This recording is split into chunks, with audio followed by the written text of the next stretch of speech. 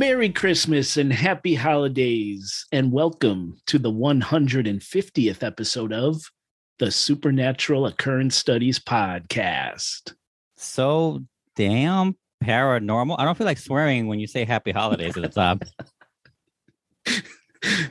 My name is Jason Knight, host of the show, and with me, as always, is Oscar Spector. Happy holidays.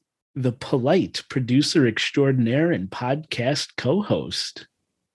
So, Oscar, what has been going on over this last month since our last recording?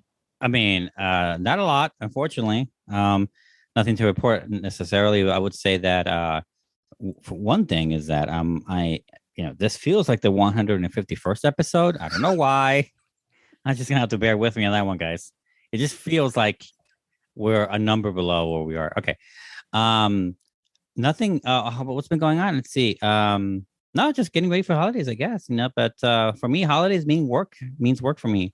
Not a whole lot of changes other than it gets worse. Just gets busier on holidays right. On my end. There's no time off. Last time I enjoyed actual holidays, I guess, was when I used to go to school, and school time was off right at this time, and you could actually have the time off and stuff. So not to be all Debbie Downy on it. I'm just saying that I'm kind of just been working. Like today I'll work a little later, but yeah, it's been an okay day, an okay time. Playing some games, watching some movies, getting ready for the end of the year list. It's the craziest time of the year for me for that. Oh, end of the year top 10s, right? Yeah, top 10 movies of the year. Don't ask me, I have no idea. I wrote down like all the movies I watched, and I'm like, I don't know how I'm gonna whittle this down. Yeah, it's all right. Just gonna leave it. Other than that, it's been just chilling around, man. How about you? Kind of the same here. Just busy with work as always. But having kids, we're in that magical moment right before Christmas. Today's their last day of school. And they're just so excited. And it's really cool to just sit back and take that in as parents, because we don't enjoy it that much anymore. It's always very busy and hectic, like you said. But just seeing the look on the kids' faces and feeling that anticipation, it's awesome. And, we're also planning a vacation immediately after Christmas. We're heading down to Florida to do some dolphin swimming and going to Disney and all sorts of cool stuff. So we're really looking forward to that. Time off of work, just being as a family.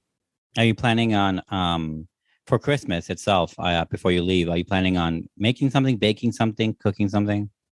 Yeah, so Christmas Eve, my son, he's in a musical for CCD class. That's religious education class. For people who don't know, it's to get him ready to make his first communion. Mm-hmm. He's playing one of the three kings in that show, so we're really excited about that. Christmas. Is it the first, second, or third? I believe he's the third. Okay. And I want to say it's like Balthazar or something like that. Yeah, that's the last, right? I looked this up when we first found out about it. I think it's like King Balthazar or something. But when we come home, I'm making a nice Wiener Schnitzel and Spätzle for the family and my mom, which I do pretty good at, I think.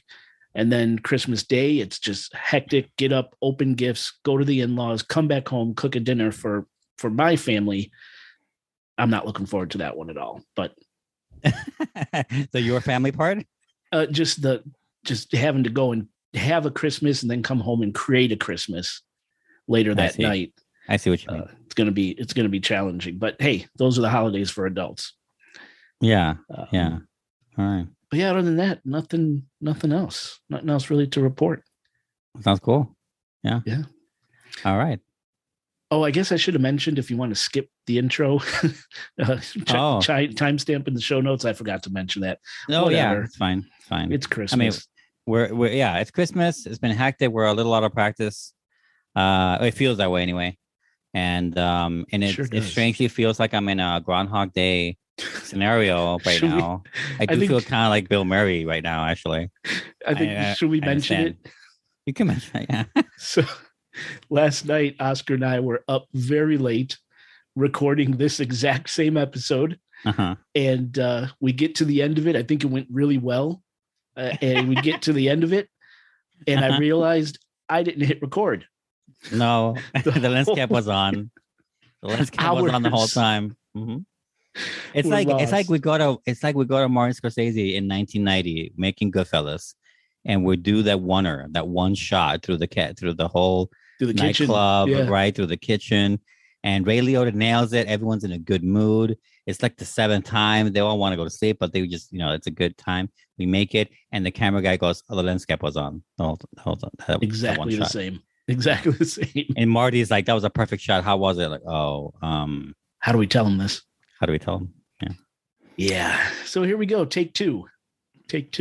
So to your point, Husker, a little bit rusty, I guess, being off the mics for so long. I guess so. Right.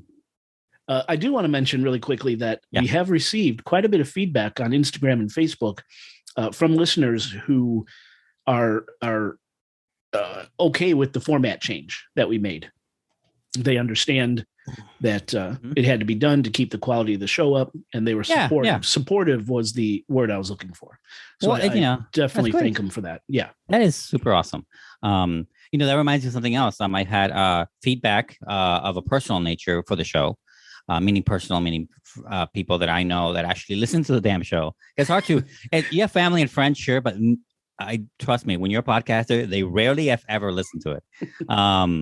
But the one of few that do really has told me to 2 or 3 different occasions already. Like, are you gonna make? Because I mentioned that one idea many shows ago this year, how maybe I should make some of our shows, curate them for like a TikTok video or something, because some of them can't be translated into that, not so much others, but some do. And she was like, "Are you gonna do that yet? Are you gonna?" She's like, "I want me to do it." I'm like, "I haven't started yet. I don't know which one, but maybe." So, and that's not just one. 2 people that told me that. Somebody asked me about if I'm doing that, and I'm like, I would be interested. It's just I know it's gonna be a lot of work, and it's extra work that I don't need to do, so I'm just not gonna rush it. Well, it's good to know people are interested in that sort of a setup. That's cool. Right, exactly. So anyway, so I mentioned that. Give them what they want. Let them eat cake. Oh, is that Marie Antoinette or something? Yes, eat your cake and listen to the podcast too. All right. So how will they ever reach us, Jay, if they even want to? Yes. So the minus the phone number, of course. No phone number, right? The easiest way to contact the Supernatural Occurrence Studies podcast is by visiting our brand new website, chicagoghostpodcast.com. From chicagoghostpodcast.com, you'll get to all of our social platforms, including Facebook, Twitter, YouTube, Instagram, and of course, Patreon. And in case you did not know, the Supernatural Occurrence Studies podcast is on Patreon, and for just $5 a month, you get access to a library of Patreon-only exclusive audio and video content. That's content that'll never be shared here in our public feed. Go to the show notes of this episode, click on the Patreon link, or simply visit patreon.com/Supernatural Occurrence Studies podcast and pledge your support for your favorite show. We also have some cool swag that comes along with your patronage as well. And speaking of Patreon, I do want to give a shout out to our brand new Stay Puffed Marshmallow Man level patron, General Lee from the UK. So thank you very much for supporting the podcast, General Lee. General is also a podcast host. I want to make sure and mention this. It's the Subconscious Realms podcast. Yeah. You can find them on Spotify. If you love conspiracy and aliens and cryptozoology and anything weird and unusual, definitely check them out. And while you're on Spotify, give them a rating. Spotify has a brand new rating system.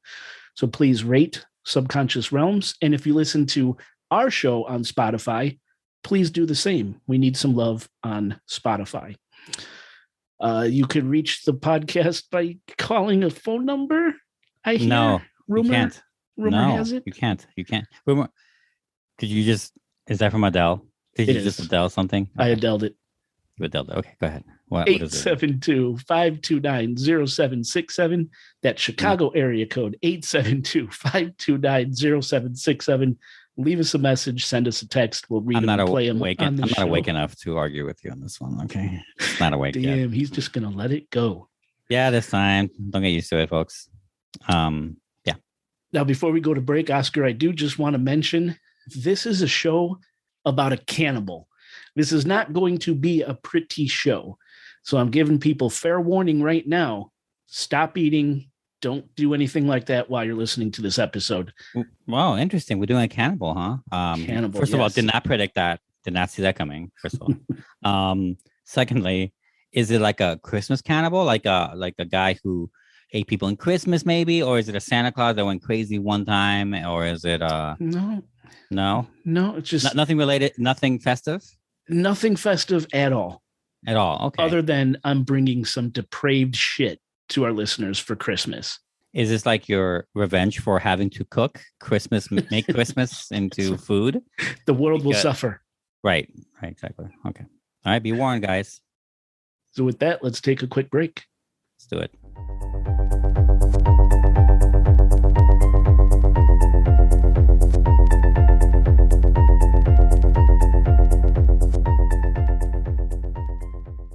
Listeners, welcome back to the show. Well, the lights are turned down low. The ceremonial candle is lit and the drinks are flowing. Let's start this show. So, Issei Sagawa, also known as the Kobe Cannibal, or just pang, like a sudden overwhelming urge or feeling, like hunger pangs, is a Japanese murderer, necrophile, and cannibal, a nice little trifecta of fuckery, who killed and ate a woman in Paris, France in 1981. Now, I say Issei Sagawa is a Japanese murderer, necrophile, and cannibal instead of was, because this guy, despite his absolutely appalling crime, is alive and not so well in the suburbs of Tokyo today, hobbling along as a free man. And believe it or not, for a time, Issei Sagawa even gained minor celebrity status, cult-like status, based exclusively on the terrible crimes he committed. And Oscar, he even did a stint in porn. But I'm getting ahead of myself. Now, I just want to again issue a warning. This is a pretty nasty episode. I'm calling it a red band episode. So listeners, beware. The things Sagawa did to his victim are atrocious, acts born in hell. And the fact that Sagawa got off with little more than a slap on the wrist is just unbelievable. Actually, it's hard to believe this story actually happened, that this is a true story, but it is. Now, be sure to check the show notes because we've left a lot of pictures that coincide with this episode.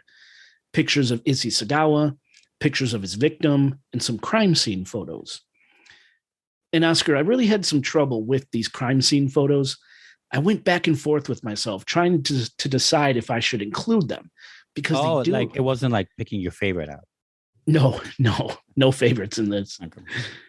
No, I just went back and forth trying to decide if I should even put them in there because they do exist. Unfortunately, I've seen them. And what I decided to do is include some of the crime scene photos, but not all. I'm not going to include photos of the victim herself, or more like what remained of the victim after Sagawa was done with her. The photographs of Sagawa's handiwork are so fucking brutal.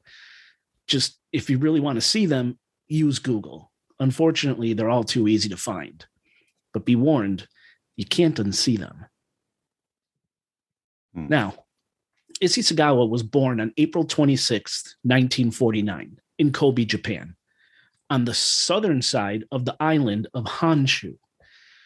Now, astute listeners might recognize the island of Honshu because on the northwestern side of the island, about a 5-hour drive from Kobe, lies the notorious Aokigahara Forest, which we covered in episode 148.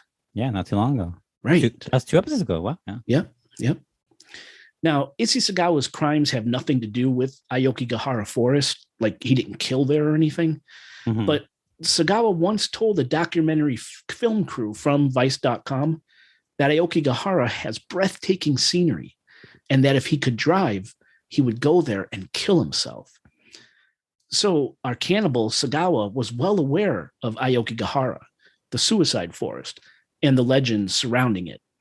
I just thought that was a nice little tie-in to our Aokigahara episode, you know? Oh, yeah, for sure. All right. So like I said, Issei Sagawa, the Kobe Cannibal, was born on April 26th, 1949 in Kobe, Japan, hence the Kobe Cannibal. Mm-hmm. Now, as a child, Issei Sagawa was very unhealthy. He was born premature, and it said that as a newborn, he was so small that he could fit in the palm of his father's hand. Could you imagine a kid being that small? I can actually. I was a preemie. You were a preemie? Oh yeah, like all these years, I had no idea. I never mentioned it. I mean, it's not like I opened up. Hi, I'm Oscar. No. Was a preemie. I mean, it's hard for that to come out. You know what I mean? You have to find. There's no topic of preemie. Anyway, whatever.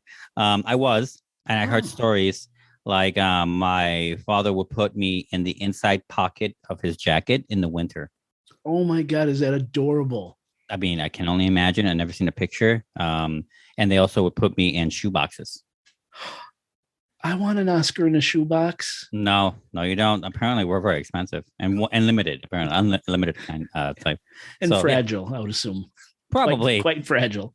I caused my mom a lot of problems, but I wasn't like it wasn't like a preemie with all these other complications. There were some, I'm sure, but nothing to worry about. Not that they've told me, but I was a few weeks or a month, maybe. I don't know. Okay. Oh, yeah. I learned something new every day. I did not know that.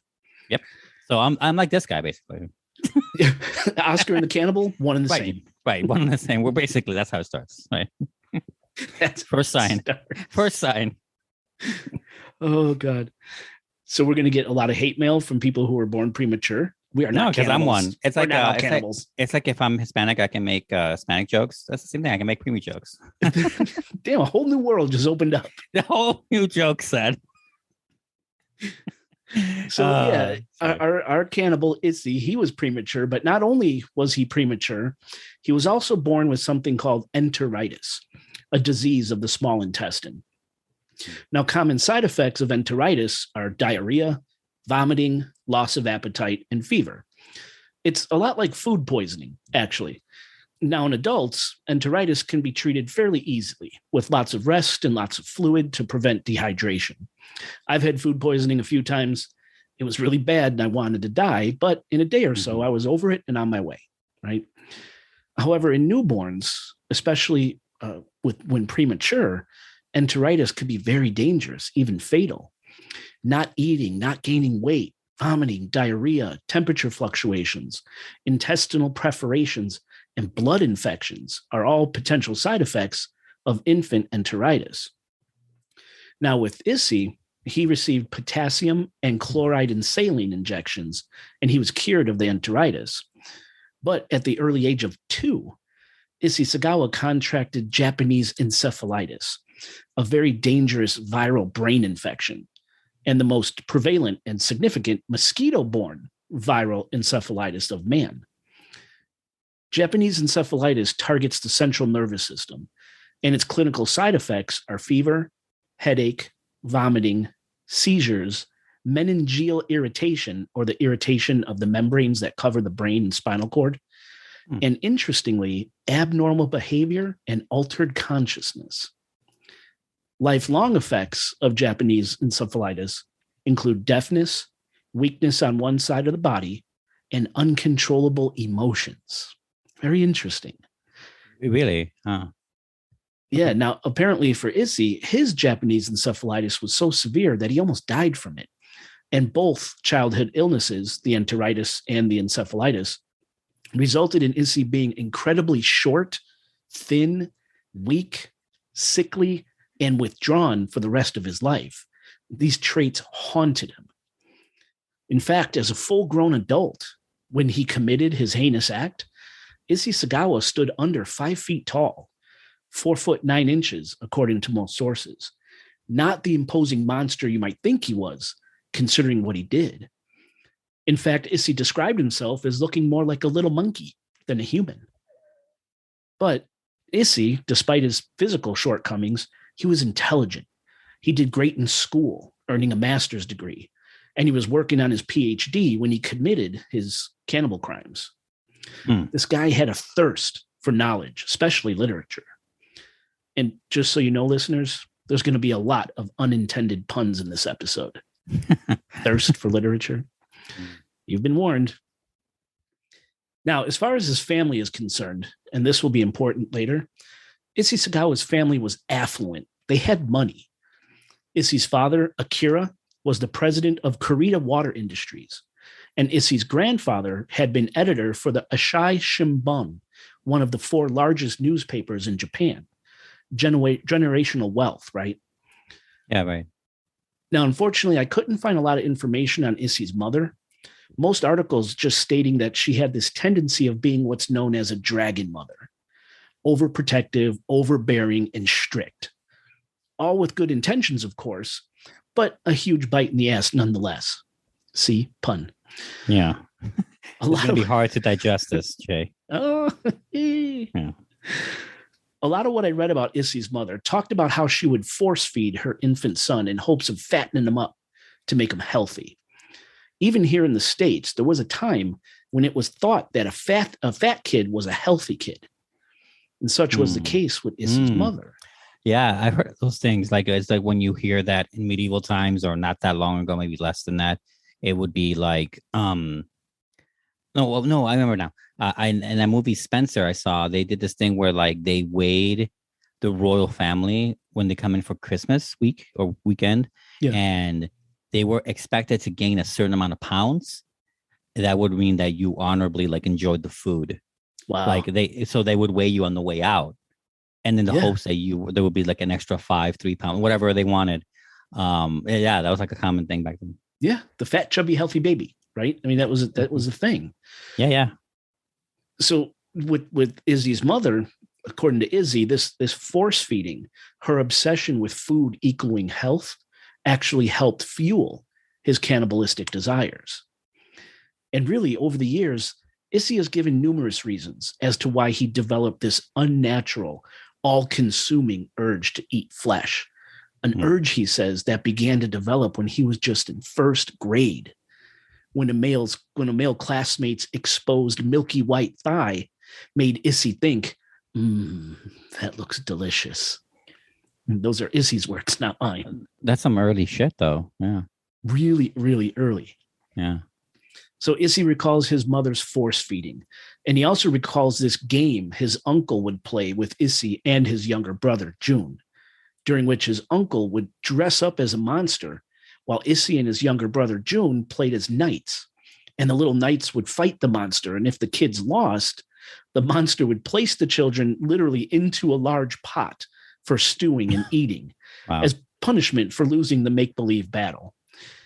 Now, this game was intended to be fun, innocent, a little rough role-playing, roughhouse role-playing between uncle and children. The uncle meant nothing bad by this, but for Issei, the thought of eating human flesh, even at a young age, was fascinating. And it would stick with him, consume him, pun, for the rest of his life. Yeah, and not to mention that when you combine all these things, like, the very nature of having a human stew, but as a fun activity, like you associate fun with it, Yes. Kind of, you know what I'm saying? Like it's playful, it's not whatever. And then, I mean, I can see. Now, he also says that as a child, he loved fairy tales about people being eaten. And he especially loved the story of Hansel and Gretel being drawn to the cannibalistic witch, right? Of course. The witch liked to fatten up kids and then she'd eat them. Loved it. He loved this. Mm-hmm. And, let's think about this for a second. Isn't it interesting, even terrifying, to think about how much power adults, parents, or uncles in this case, have over children and how they develop?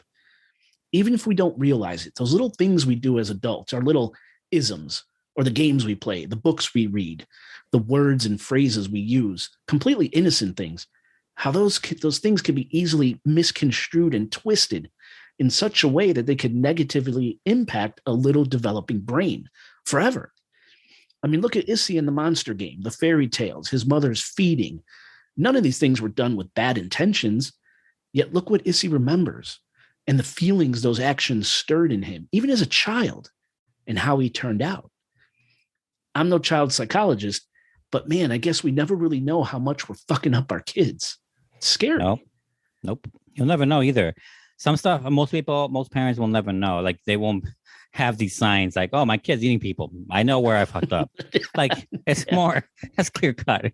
You can go back and like red flag there. Okay, red flag there. Oh yeah, that eighth birthday, of course. How could I forget? How could I forget that day? But this, like most people don't know like how they're fucking them up. Like That's right. that one thing you said because you were just annoyed and was offhand, but it's forever embedded in that child's brain in the adult side. Yeah. Yes, absolutely. And as a parent, that terrifies me, Right. You don't know. You probably already instilled them with shit that you rather not, but no doubt. No control. You had no way to know how it happened. Right. Yeah. It'll come out in therapy in like 30 years, Right. On your deathbed, they'll tell you, like, remember that one fucking time, Dad? Yeah. It is terrifying. It's a little terrifying. Anyway, Issei also talks about the media and its representation of Western women for contributing to his budding cannibalistic fantasies. Oh, Hollywood, huh? Nice. The media always portraying Western women as healthy, vibrant, tall, voluptuous, fit, beautiful. Exactly everything Issei Sagawa wasn't. In his mind, and he's probably right, sickly, creepy Issei could never land a woman like that, a Western goddess, a woman with which he could develop the kind of physical intimacy that could temper, maybe even completely douse his cannibal desires. So Issei decided that the only way he could have a beautiful woman was to eat her. And with that, for Issei Sagawa, cannibalism and sexual desire became dangerously mixed, one and the same. To give you an example of how cannibalism and sex mixed into a single monstrous urge, here's a quote from Issei normalizing his desire to consume flesh. Quote, "It's simply a fetish. For example, if a normal man fancied a girl, he'd naturally feel desire to see her as often as possible, to be close to her, to smell her and kiss her, right? To me, eating is just an extension of that. Frankly, I can't fathom why everyone doesn't feel this urge to eat, to consume other people." End quote. Frankly, I can't understand why someone would purposely break one of society's most deep-rooted taboos, eating another human. But hey, that's just me. I mean, I have the same issue with other things that are completely normal. Like, I don't know why why would they want this? Why would this type want this exactly every time? But it's like he treats it like that, like not just like a fetish, but almost like a preference. It's like on his dating profile, he wants the little box that says cannibal. Like he wants it. He wants to normalize like that. That's how he's talking about it. It's not on Plenty of Fish. You can't check that.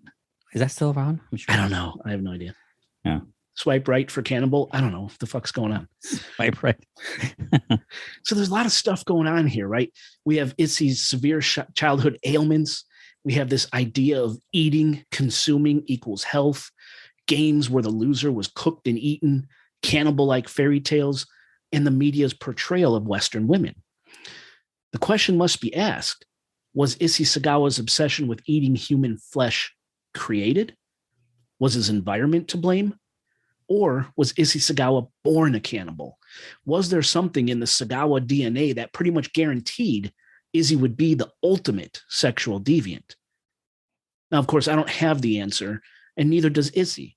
He doesn't know why he turned out the way he did. Nor did the shrink Issei went to see at the age of 15, to whom he confessed his urge to eat women. He wanted to understand it, but the shrink pretty much just ignored him and sent him on his way. After which, Issei sank even deeper into himself and into his fantasies. It's the whole nature versus nurture thing, right? Was Issei made a cannibal? Yeah. Or was he born a cannibal? Now, one thing I can tell you is that Issei looks back at his childhood fondly. He says that his parents loved him deeply and raised him lovingly, his words. He never mentions anything specifically unusual or dark happening to him as a child that might have triggered such a dark obsession within him. And at the time in Japan, talking openly about sex was taboo. So Issei never heard his parents talk about it. They never even mentioned the word sex. Unfortunately, the secrecy surrounding sex left Issei unprepared for changes that come with growing older. For example, when he got his first erection, he thought something was wrong with him, that he was sick. He didn't know about masturbation or even how to masturbate. He had desires, as every growing boy does, totally normal. He just didn't know how to safely satisfy them. So he let a dog satisfy them. Use your imagination on that one.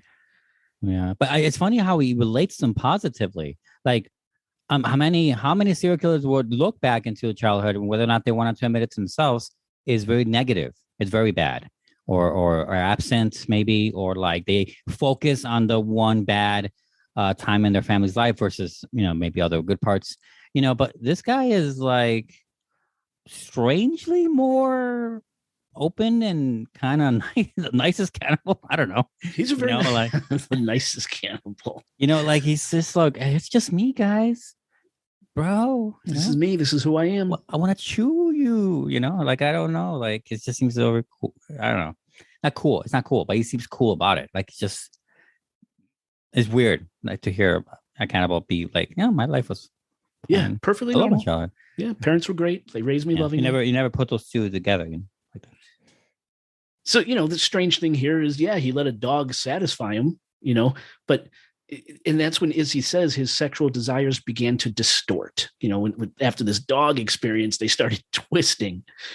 See, parents, talk to your kids about sex, all of it. Don't let them figure it out on their own, or else they're going to grow up to eat someone. Mm-hmm. I'm kidding, of course, but I think it's important kids know what to expect. Those feelings, desires, the bodily changes are all normal. And most importantly, they need to know the safest way to deal with those things. Ignoring isn't the answer.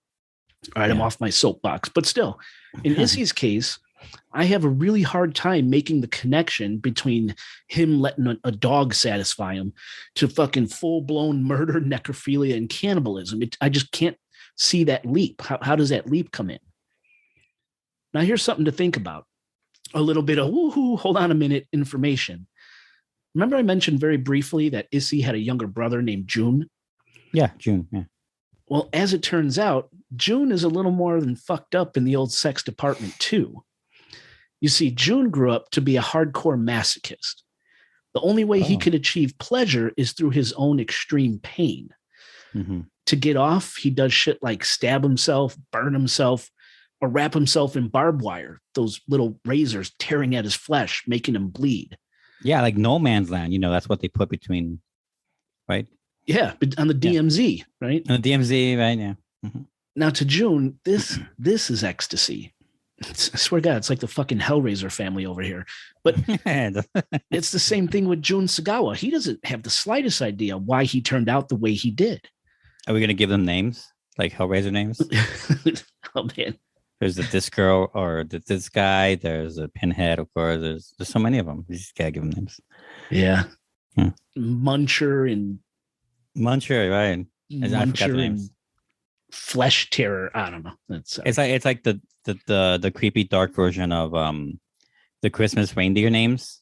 Yeah. There's our Christmas tie-in. You're welcome. That's it. That's why I'm looking for one desperately, and I found one finally. The thing with Jun makes a little more sense. Not to me personally. I'm just saying the masochism thing.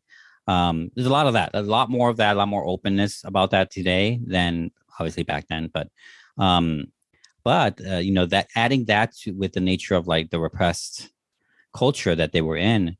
Makes sense that he would be that extreme to himself with the barbed wire, like you said. No shit. So like it's like, yeah, nowadays it's like there's safer ways for sure, not permanent damage kind of ways that people find. That's really interesting to read.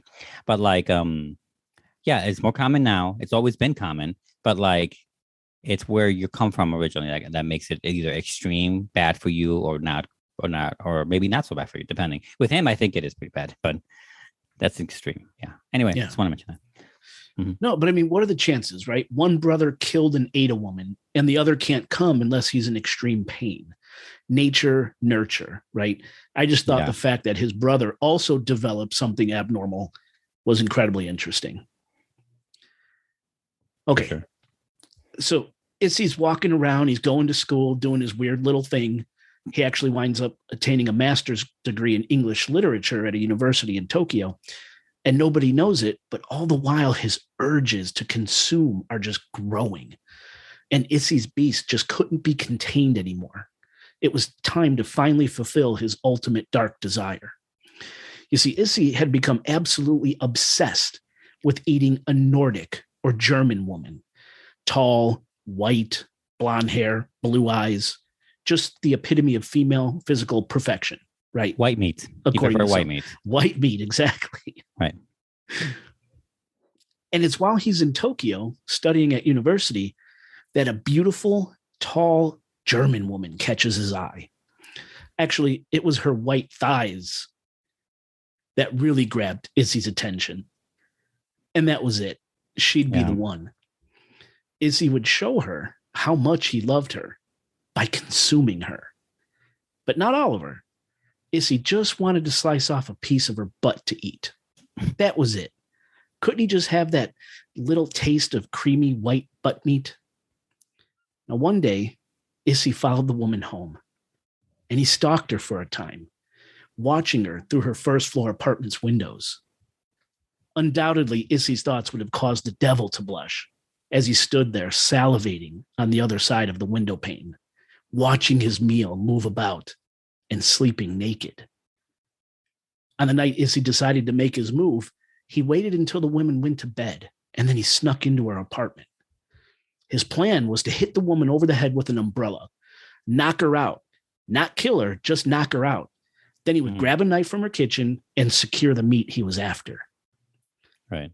Issei slowly snuck towards the woman's bed. He loomed over her, but he accidentally bumped into her with his knee. The woman jumped up, screamed, "Ah!" and jumped out of bed and shoved Issei's bitch ass down to the floor. He's only four. He's like 5 foot nothing, right? He's 4'9", so the woman whipped his ass. Yeah. He fled, but he was soon arrested and charged with attempted rape. The police completely unaware of Issei's true intentions. Now, Issei Sagawa was never charged for this attempted rape because his wealthy father, Akira, paid the woman off. He bribed her just to go away. And she did. Okay, yeah. I can see that. Now imagine, yeah. I was going to say that I didn't want to spoil that part of the story because I knew you were being serious. But like, I just thought of funny things the whole time. Like, like an umbrella. Yeah, yep. That was, Okay. Yeah, I think that was his own words. And then when you were like talking about how he was salivating, stalking her and shit, I'm imagining him with those rods things where they sharpen the knives, like he's getting. Oh, like the old barbers, like old barbers, right. Maybe. They use sharpening the strap. Chef, well, the chef uses two different metal prongs. I don't know what they're called. Okay, I'm sorry. And he does that ding, ding, ding, right before cutting into the meat. I'm like, that's what I'm imagining while you're talking. I'm like, this is a cartoon villain. Sorry. When I was scripting that part, you know who I had in my mind? The wolf from the Tom and Jerry cartoons. That's a good one. That's a very good one. in my mind. Very good one. And they're both around the same size. Yeah. Now, so the father came in, bribed the woman, and she did. She went away, and he wasn't charged. Now, imagine what would have happened if Issei was charged. Would he have done time and gotten the help he clearly desperately needed? Would he have ever gone to France? Would his victim still be alive? Who knows? But the father offering the bribe, bad move. Bad move. Now, on April 26, 1977, when he was 28 years old, Issei Sagawa left Tokyo and headed to Paris. Whether he left on his own accord or it was his father encouraging him to go away, either to let things calm down or from the embarrassment of having a son that was a rapist waiting to happen, or both, I'm not sure. But either way, Paris is where Issei would become the cannibal he always wanted to be, was obligated to be, as he put it. Obligated, huh? Now in Paris, Issei became a student at Sorbonne University, working on a PhD in comparative literature. Dork. It's here at the. It's Sorbonne, here. no, that's a very bougie school, right? It is a bougie school, and it just seems like a bougie major, But it's here at the university that Issei would meet his victim. After an exhaustive run of bringing prostitutes home to his apartment almost every night with the very real intention of killing and eating them, fortunately, Issei chickened out each time. He just couldn't go through with it. That's when he set his sights on a beautiful 25-year-old Dutch woman and fellow student named Renee Hartevelt. Issei befriended Renee, and the two spent quite a bit of time together. She ate dinner at his apartment a number of times. And at one of these little dinner dates at Issei's apartment, Issei actually tried to kill Renee when she wasn't looking, but the gun he intended to use jammed, so he gave up for the evening. Wow. Still, he slowly built her trust, and you could say that Issei and Renee became pretty good friends. All the while, Renee had absolutely no idea about Issei's true intentions for their relationship, or that she had already narrowly escaped death once. Right. So, on the night of June 11th, 1981, Issei Sagawa once again invited Renee Hartevelt up to his apartment for dinner and some schoolwork. He lied and told Renee that one of his professors wanted some German poetry recorded. That was the pretext Issei used to get Renee to his apartment that night. That and dinner. And poor Renee didn't suspect a thing. Issei chose the poetry. Renee took a seat at Issei's desk and began reciting the poetry into a recorder. Her back was to Issei. As Issei was smiling and talking to her from behind, unbeknownst to Renee, he grabbed a .22 caliber long rifle. He took aim and pulled the trigger and shot Renee right in the back of the head, close to the neck. Really? She never saw it coming, and that's probably a good thing. Well, yeah, I mean, I guess. Oh, man. Okay, go ahead. Sorry. Go ahead. Okay. I'll tell you later.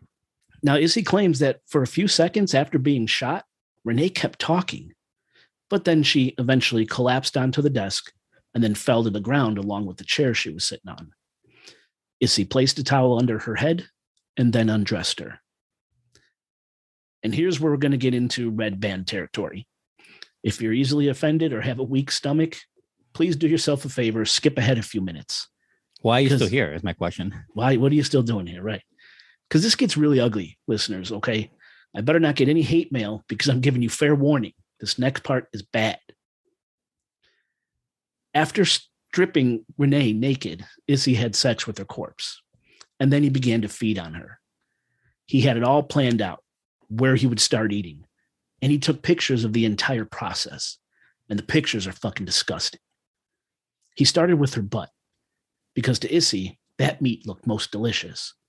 It had to be the right cheek, though, not the left, because the right cheek is further away from the heart and would therefore bleed less. Okay. Now, obviously, this isn't true. Issei had no idea how the body works. It doesn't sound true. But Issei said he wanted less blood because blood frightens him. Can cannibals even be afraid of blood? I don't know. Does he have that phobia? There's a phobia with that, right? Called something about that? Yeah, I'm 100% sure there is. I just don't know the name of it. Yeah, okay. It never came out. That? It never came out and explicitly said he had a phobia of blood. That was his own words. I'm afraid of blood. I didn't want it. It's so weird. Very weird. First of all, I'm glad that he was born tall and muscular, and I'm glad because I imagine he would be worse. The story will go longer maybe with other things, but like, it's just so weird. Everything about him is just so weird. Yeah. He comes by his sins so honestly. I don't know what to say. And then, but he has weird. I know. It's like, I don't know. It's like, I really love bowling, but I can't stand the sound of pins clacking. Pins, right. Or like people. I don't know people, but it's just so weird. Yeah. Yeah. So afraid of blood. It had to be the right cheek because that was farthest from the heart. Yeah, sure. Whatever, man. Now, Issei tried to just bite right into Renee's butt, but he quickly realized that the flesh is just too hard to bite into. Oh, yeah. It hurt his little jaw. Issei decided to try a small fruit knife, and even that didn't work. So he gives up and heads to the market to purchase a real knife, kind of like a curved butcher knife. And of course it works. Issei slices through the cheek, and immediately he's repulsed. Instead of finding bright red meat like he thought he'd find, right, he found what he described as a yellow Indian corn-like substance instead. It's the fat that he's seeing. Oh, is that what we look like? Damn, my butt has that a lot. Yeah. That description is just so gross. Yeah, very, very graphic. He's got to cut much deeper to get to the red meat that he desires. And in a documentary I watched, Issei said he doesn't remember if when he got to that meat, he cut off a piece of that red meat or he just ripped it out with his fingers. Doesn't matter, I guess, because he got the meat he wanted and he ate it. He said it tasted like a nice roasted pork. I'm never eating pork chops again. And I love pork chops. I ate it last night. And fuck this guy. From there, Issei continued to cut and to eat. Some of the meat he ate raw. Some he cooked, like one of Renee's breasts, which he said swelled up while it was being cooked. And when he tried to eat it, it was way too greasy, which he didn't like. So he threw it away. And some of the meat he ate seasoned with salt and mustard. He said the meat was best this way, cooked and seasoned just right with the salt and mustard. Renee's nose, her nose, part of her lip, her whole right thigh, nearly all of her left thigh. I mean, we're talking down to the bone, nothing left. Both of her breasts gone. And of course, the number he did on her butt. And there's more. And this is the thing, like you said, Oscar, this guy's not ashamed or afraid to talk about what he did, no matter how disgusting or fucked up and depraved it was. And well, to him, it isn't. That's the whole thing, right? Yeah. It isn't disgusting. Too. He cut out and tried to eat Renee's anus, but it smelled bad. So he fried it up and tried again, but it still smelled bad. So he threw it away. He tried to eat the clitoris right off the body, but he couldn't do it because it stretched like rubber. So again, he cut it out, fried it up, and popped it into his mouth. It was delicious. He said it tasted sweet. He masturbated with one of Renee's severed hands. He played with her intestines and took hold of her bladder and her womb. Nothing was left undisturbed. Everything was violated. For 3 days, Issei feasted on and desecrated Renee. And whatever meat he didn't eat, the police would later find stacked up in Issei's refrigerator. Now, as I said, I was selective on what photos I included in the show notes, but one thing I did include is a black and white photograph showing how Issei laid out on paper plates a lot of the meat he acquired from Renee, about 15 pounds in total. Mm-hmm. And all I could say is that if you see this picture and you don't already know what you're looking at, pieces of a human, you'd probably look at the picture and think, oh, nice spread. We got a bunch of steaks over here, some nice ham over there, maybe some cooked chicken breast. But no, it's none of that. It's a person. I mean, we are bags of meat, right? An infernal meal. Now, after Renee's body became too spoiled for Issei to enjoy, June is really hot in Paris and there's no air conditioning. You could literally smell that sentence. He chopped her up in his... Yeah, you can. Yeah, after he was done with her, he chopped her up in his bathroom, removing her head, arms, and legs from the torso. And he placed the pieces into 2 suitcases. Issei then called a cab and requested to be brought to a park near the university he attended. When the cab driver showed up at Issei's apartment, he helped Issei with the suitcases. Remember, this is a small little guy, right? Yeah. And when the driver went to help Issei with the bags, he commented how heavy the bags were, and he jokingly asked if Issei had a body in them. Awkward. Issei said no, the bags were filled with books. So the cab brought him to the park, and off Issei went into the park with his bags. Now, we know Issei's weak, right? We've said that a bunch of times. So here he is walking through the park, struggling with these big suitcases. Mind you, it's light outside. People literally saw this strange little man first struggling with and then dumping his suitcases by a lake. We're not talking about a criminal mastermind here, listeners. After Issei dumped the suitcases by the lake, he was too exhausted to push them into the lake. So he kind of left him there, and then he stopped, and he watched the sunset over the lake. He saw an old man walking with a child, all these beautiful sunset colors, and he just kind of stood there taking it all in. And while he was mesmerized by the scenery, a stranger, a man, came up behind him, curious about the suitcases, and the man asked, "Are these yours?" To which Issei said, "No." Now, if Issei said they were in fact his, the man likely would have left the suitcases alone, and the rest of the story might have been completely different. But because Issei claimed they weren't his, the man, of course, opened the suitcase. Right. And inside, he found bloody bed sheets. The man yelled out, "Murderer!" And in response, Issei just walked away. Is this Shakespeare in the Park? Yes. Okay. He just walks away. Now, the police were called and a call for witnesses was put out. And quickly, the cab driver stepped forward and said, "Yeah, I picked up a weird little Japanese guy carrying suitcases, and I picked him up from here." These are my words, not the cab drivers, but pretty much that's how it went down. Right. Obviously, it didn't take the police long to find Issei, and just 4 days later, he was arrested. Now, he spent 2 years in a French prison awaiting trial. During this time, he was analyzed by 3 different psychologists, and they all deemed him criminally insane. When Issei finally went in front of a French judge to be tried, the judge declared him legally insane and unfit to stand trial. All the charges were dropped, and he was to be held indefinitely in a French mental institution. But before his treatment could even begin, the French public went crazy because this monster was being held in their country and being supported on their dime. Remember, this was huge news in Paris. Issei's face plastered all across newspapers and in the media, detailing every little nasty piece of his crime. Basically, the French people had spoken. They were not happy about Issei being in their country, so he was deported back to Japan. Right.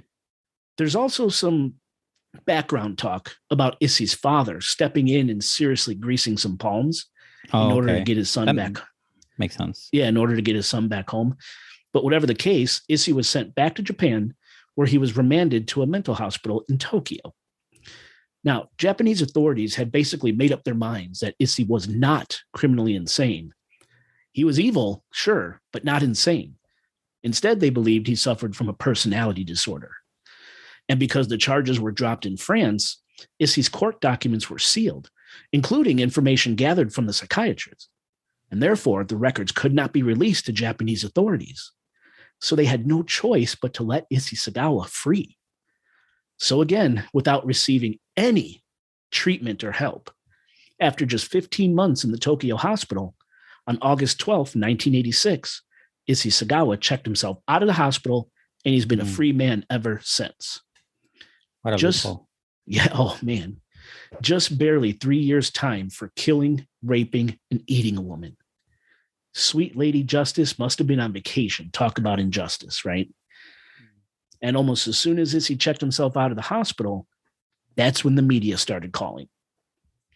You see, the heinousness of Issei's crimes made international news. Everyone wanted to know who the little Japanese cannibal was and how he was allowed to go free. So his stature was probably made him famous too. The fact that he looks probably harmless to a lot of people. Right. So Issei capitalized on his newfound infamy as the Kobe Cannibal. He traveled around doing the lecture circuit and the talk show circuit, mesmerizing audiences with stories about his urges and his crimes, both in great detail. He's been interviewed countless times and has been featured in numerous documentaries. Some of the documentary titles are Cannibal Superstar and The Cannibal That Walked Free. Yeah, right. Excuse Me for Living, and my favorite, Interview with a Cannibal. Excuse Me for Living is like really funny to me. Fuck. You can't make this shit up, you know? He's a prolific author. He's written 20 books, a lot of them detailing firsthand his crimes. Right.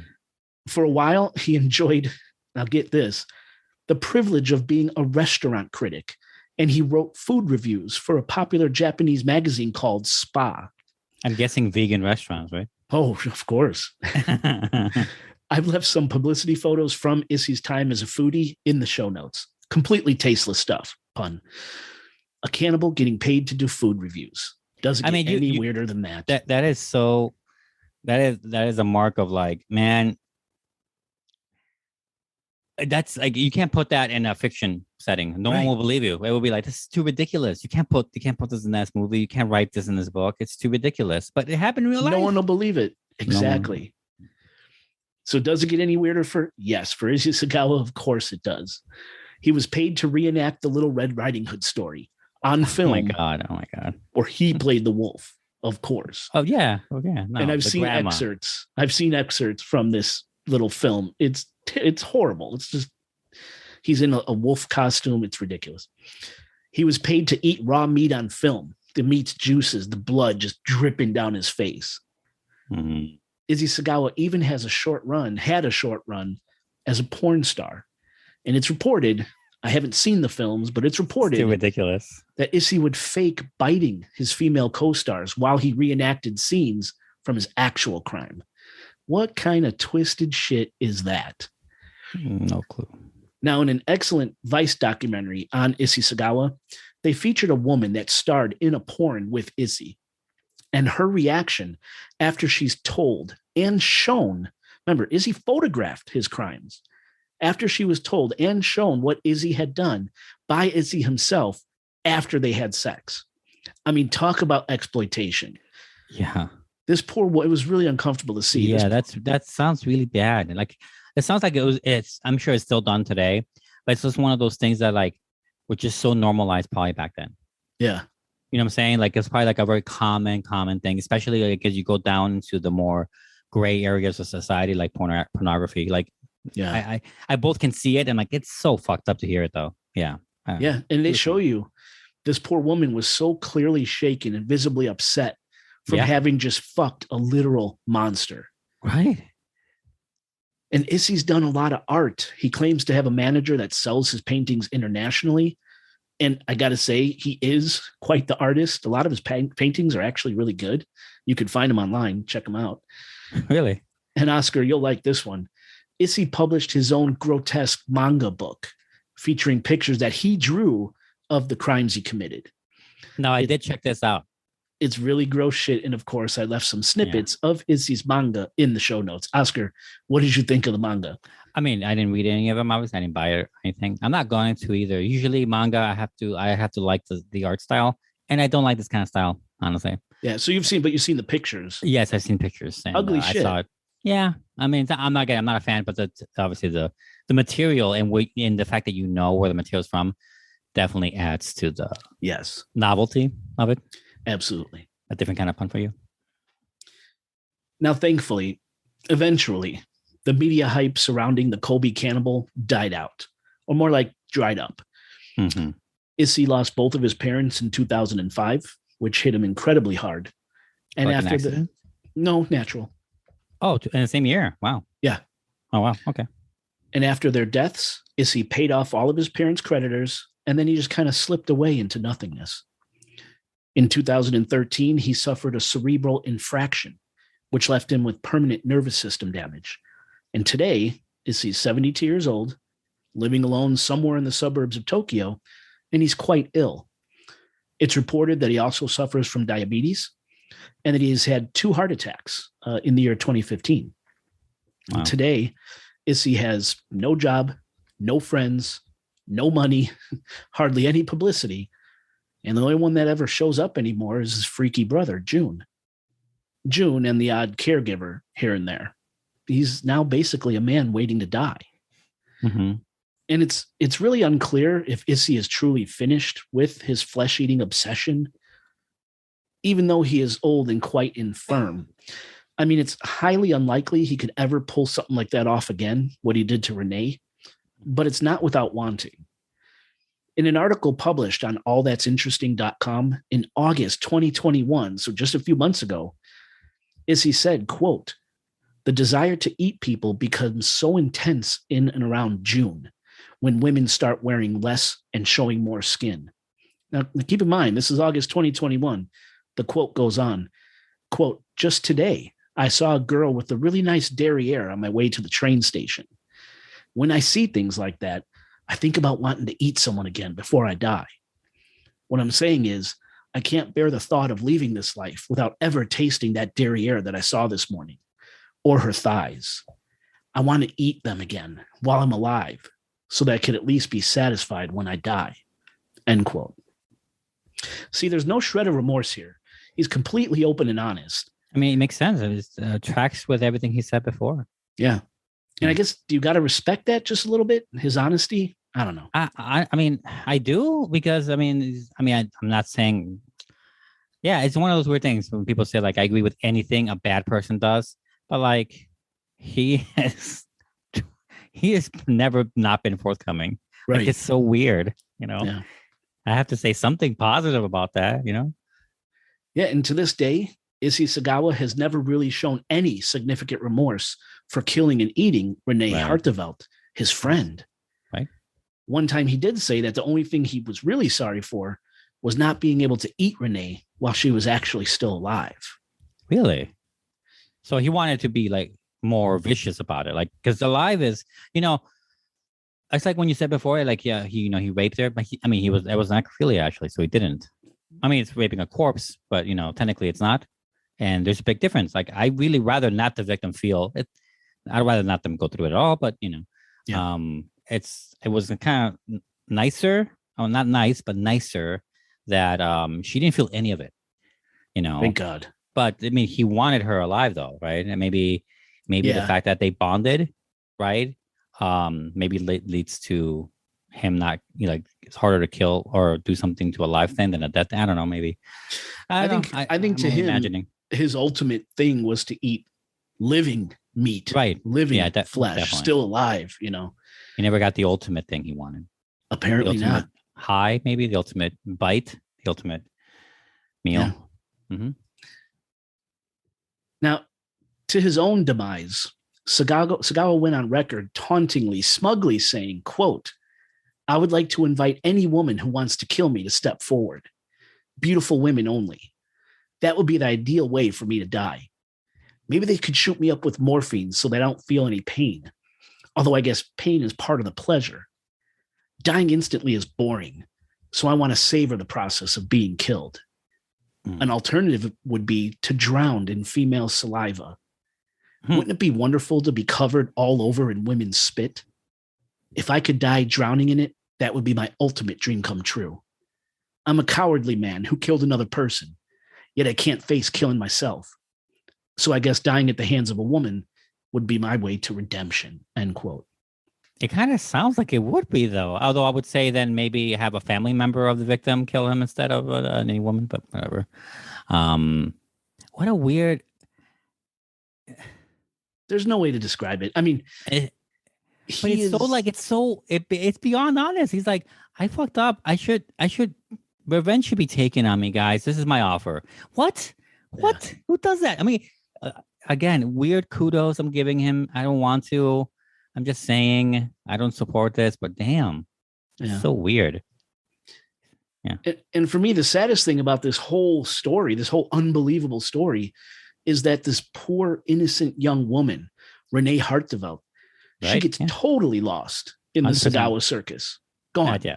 Every victim like that happens there. Yeah. There's hardly any mention of her online at all outside of being Issei's victim and the horrendous crime scene photos. There's no mention of her family, her hopes, her dreams. I can't even begin to imagine what her family went through. Nothing. There's nothing. She's totally overshadowed by this creepy little monster, totally used and thrown away, literally for this dickhead's pleasure. That's all she's become. That's her legacy. And it's a fucking shame. Yeah, for sure. Finally, I'll end this episode with yet another quote from Issei himself. I'm telling you, this clown is so quotable. He's the Winston Churchill of cannibals. Cannibals. You know how Winston Churchill, he's like so quotable. He said like 50 quotes a day about when he was in power. I'm like, yeah, sorry. Yeah. So this quote is from that Vice documentary I mentioned earlier. Mm-hmm. Quote, "Sometimes I wonder why I did such a horrible thing. Maybe it's because I came from another planet or another dimension, and I accidentally fell to Earth like a meteorite, disguised as a baby crying on the street. My mother walked by and took pity on me. I must have come from a place of cannibals, and I'm the only one of my kind who exists on this planet." End quote. Yeah. What a weirdo. What a weirdo indeed.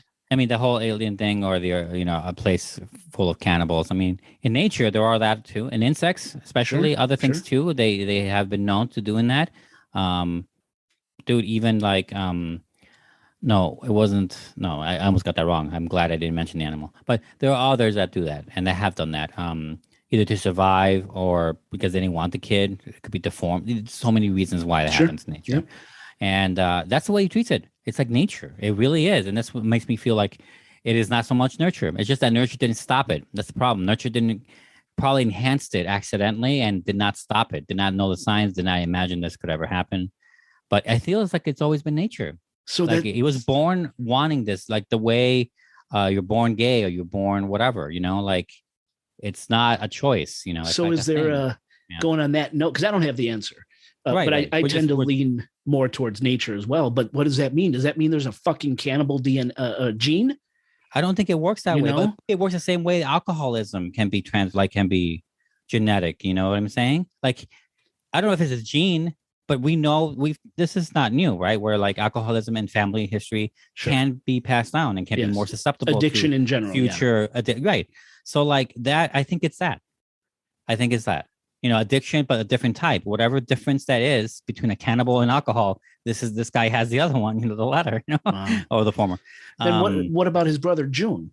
So I is think it same just thing. I mean, this probably fits not more in hand about this family in general, maybe. And you add the repression, and you add the fact that no psychologist until it's way too late, and there's no help, there's no talk about it at all because of repression and times, and we had all this stuff, and probably they were cloistered and sheltered when they shouldn't have been. Life is not throwing enough fucking curveballs at them to figure things. I don't know what. I'm just saying. It seems like nurture didn't help at all. Is my point. got it? And the life didn't do it for him. But I mean, they still came out like I'm really sure June doesn't hurt anybody with his own thing. That's the whole point. He hurts himself. But like, it's like I'm sure that if there's a way to do it like honestly and as forthcoming as possible, he would do that. He would approach a woman and ask, "Can I eat you for a while?" He knows that will never happen. Yeah. It's just a weird, honest murderer. Such a strange story, isn't it? Yeah, it is. Sad story too. Disgusting, sad, strange, all the above. Mhm. So I want to ask, have you ever thought of eating a person? No, I have not. Yeah, I haven't either. No, Would it's you never eat like a real thing. No. Would you eat a person? Yeah. So it always comes up, when you think about it. Like I've had girlfriends ask me that too, when they get weird. My girlfriends get weird. Yeah, they like ask if me we're I'll eat a person. if we're stuck in a mountain or something, That's would awesome. you eat me? I'll be like, yeah, I'm gonna eat you. Things like that. I don't know. Girlfriends ask me the weird things, but in general, yeah, you think of the Donner Party. I understand what they went through. You think of that soccer team, I think it was, or rugby. Sorry, I think it was rugby. Yeah. yeah. I understand. For sure. There's a few, more than a few. What's the guy who did the Raven? Fuck, Edgar Allan Poe stories that involves cannibalism, as a last resort, so it's not uncommon. But like, would I, in those situations, I would. An extreme. So in extreme life-threatening situations, you would have no problem eating a bitch. No problem. I mean, it would be morally problemsome. No, it would be a problem, but like, I have to do it. Okay, so you would have a moral objection to it, but you have to do this to survive. I'm sure it'll be gross too. Yeah. I can't imagine it. I mean, the way he described him, what's her name? See, this is bad. I forgot her name. Renee Hartevelt. Renee. Him describing how Renee tasted good and bad. I'm like, yeah, I don't know if I make a palette of it. I don't think I'll have a review of my crewmate or whatever I'm in, whatever situation. But like, yeah, I mean, I would eat him. See, for me, I don't know. Because I've had friends ask this before. We've played this game before. Would you? Right. And I think for me, it would come down to where I'm at in life. Like, if I'm an 80-year-old man and I got half a foot in the grave anyway, hey, I would lay down and die before eating a person. I'd go to the pearly gates with a clear conscience, knowing that I didn't eat a motherfucker. I'm safe, right? But if I'm my age now and I have a wife and young kids, that you have to go back to, and I have to go back to, I would see myself, yes, partaking in. Yeah, but don't you think that the pearly gates have bylaws to allow for that in emergencies? I don't know. I think they would weigh it. You don't think, at that point? There's a clause? I mean, maybe they would weigh it at that point. I don't know. I don't have. Do you really think? I mean, okay, well, that's a different question. I'm entering philosophy. That's my thinking as of right now. If I'm old and I'm dying anyway, I'm going clean. I'm just laying down and die. But if I got stuff going on, I need to get back to my family. Let's do it. Okay. I'd do it. Yeah, I mean, for me, it's like it's about myself. Do I want to live or not? I'm not saying it's that's selfish or fine. not, Yeah. but like I want to live. And chances are, like in the extreme situations, you would, even if you do it stupidly and you fail, you would do what you can to stay alive. Like any dog, if it's dying, it will defend itself before getting killed, you know? Like it's like that. Like I would kill probably the biggest guy too, so he won't kill me. Oh, you've really thought about this. No, but I'm just saying that in this situation, I've always been the smaller, pudgier guy, so I'm like, I'm not gonna take chances with no big fucker guy, but take him out first. Establish dominance and eat the most out of one person. There you go. See, I'm trying to save for, I don't have to kill the next person. Maybe we'll get saved before the next one. You know, that's saying, gotta think about it. Interesting. No, it's, hopefully, God willing, we never have to experience this. But it's interesting rare to think about. It's very rare when people die of thirst and or hunger. Is usually because you're a prisoner of war or in prison of general or whatever, kidnapped in some way, you're shackled by some serial killer, or you're on the desert, or you're by yourself, or you're destitute in some fashion. You're by yourself, though. It's rare to be by yourself and starving. I mean, it's rare to be with people, and starving and stuck with people. Like Donner Party situation. It's very. You win the lottery before that happens. Right. Right. Basically what I'm saying. Yeah. But a fun story, interesting story. I like how it's short and sweet, and I don't mean that in a punny way. But yeah, it was nice. I got to tell you, there was a few times writing this script that I literally got a little sick thinking about how am I going to phrase this, how am I going to write this, rewriting a sentence, about certain things he did, and it kind of made me nauseous, man. And a few nights ago, we were doing it, even though it's ice cold out, I still barbecue on the back deck, and we had a couple different people over, and I had different cuts of meats on a tray. I had some fillets, I had a ribeye, I had some pork chops. Nice. And, because I can never cook a single fucking meal here at my house because everyone eats something different. And that's just the kind of guy I am. Is it picky? Very picky. Very picky. And that's the type of guy and father I am where I'll make everyone their individual dinner. So I had this whole tray of meat, the fillets and the ribeye still had blood kind of at the bottom of the plate that I had them all on. And I'm tonging them onto the grill, and I did get nauseous looking at that meat and thinking about, because I've just been thinking nothing about Issei Sagawa for the last couple of weeks doing this script, and I made myself nauseous. Like I looked at that meat and I thought of that picture, which you can see in the notes, the one I called the infernal meal. Yeah. That's all I could think about, man, and I didn't want to eat it anymore. Yeah, I can understand that. So anyway. Totally. Listen, happy holiday, Merry Christmas, listeners. On that note, have a fun meal with your family. Maybe you want to go vegan this year. I don't know. But I'm not. We hope you enjoyed the episode, and we will catch you in the new year. Side. Oh, yeah. Well, on the New Year's better than the flip side. Anyway, on the flip side of this year, I'll see you then.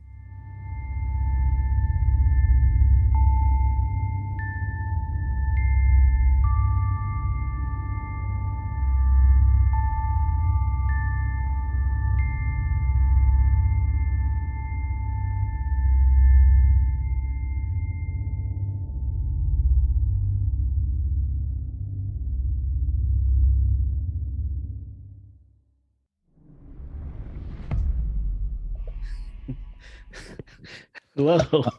Hello. How are you? Why are you laughing? I'm still in shock. I'm still in disbelief.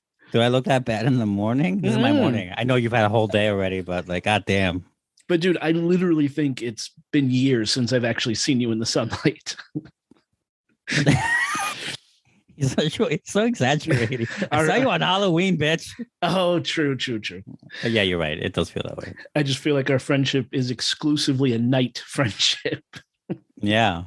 Oh, yeah. It's like you hear stories. I mean, I'm sure you had these because you were a delinquent.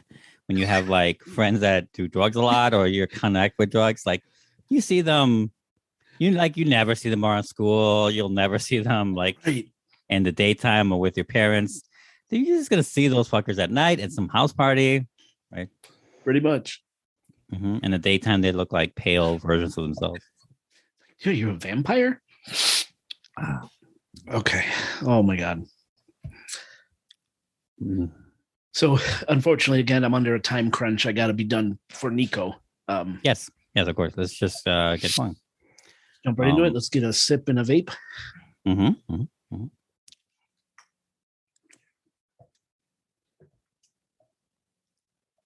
I brought my emergency big mug, Christmas mug. That's like huge. So Oh, dude. I usually use the smaller ones, but then I just refill them. But like, no, I don't have to refill them. All right, let's do this in 5. We're recording. Yes. Yes. 5, 4.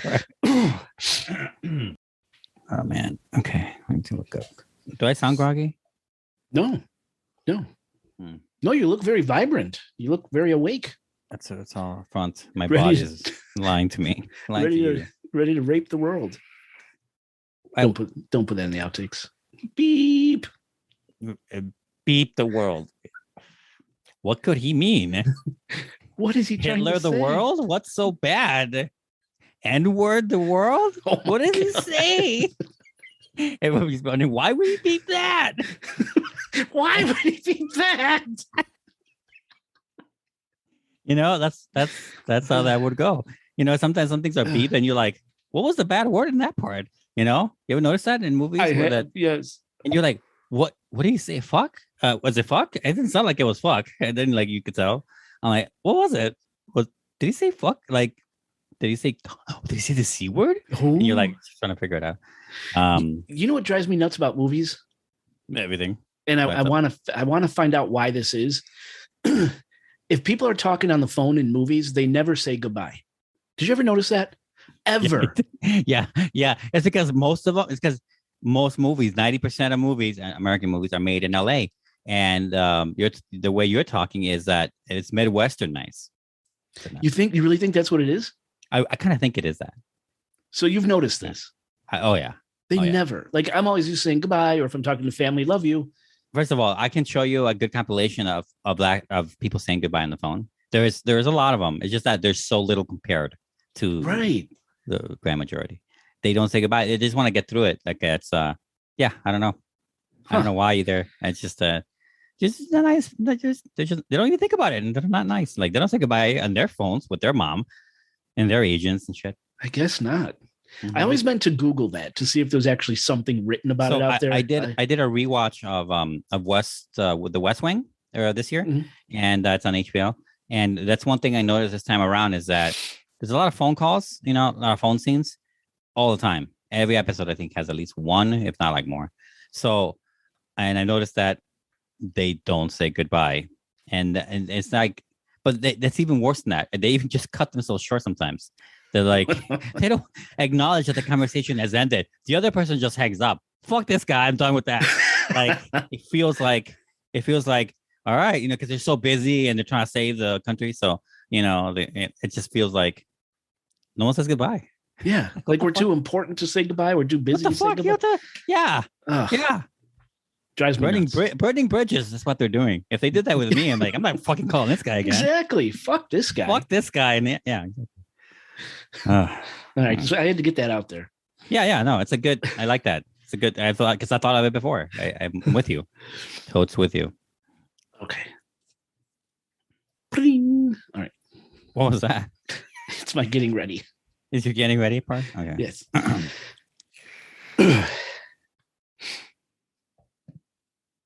right. Ready for the countdown? Yes. Wait, hold on. I'm out of it. Yeah, it's fine. Don't worry about it. But otherwise, do you think it came out okay? Yeah, I think it turned out better. It always happens this way, doesn't it? Maybe we should do that from now on, is actually get together and dry run an episode and then come back the next day and actually record it. Yeah, but that requires actual, don't get me wrong. I love that idea. I do like that idea. But it requires extra time. Actually, a whole extra time. That's 2 days setup, recording, which is, again, a fine. And I think it is doable. I think just you and I were too manic. I'm not very, what do you call it? Calendar, or that's not the right word. I'm not very organized with my time as much as I want to be. And you don't ever have time. Or rare, not ever, you know what I mean? It's not as much as you would like. It's not as much as you would like. So I think it's possible. I think it's very doable. I think it's an achievable goal completely. It's just that, A, it took us a while to get here to even suggest that. And B, it feels like it'll be hard, but I think we can do it. Okay. Let's plan for that. If you can. Yeah. the other thing I was thinking, what are your thoughts on a new intro bumper music for Patreon of your completely your own creation? My own creation. I'm not like a musician though. Oh, it's up to you. I don't know. I thought maybe you might want to play take with a crack it at it. take a crack at it. Yeah. Crack at it. Take a crack at it. It sounds like a drug invented saying, right? Like take a crack at it. You took a crack at it and just throws it at crack at it, pops his head open, and then somehow that said something meant something else. Well, I just thought give you a chance to be creative, do something new for the intro. Yeah, I just don't. I don't know anything about composition. Don't know. I mean, nothing real about it.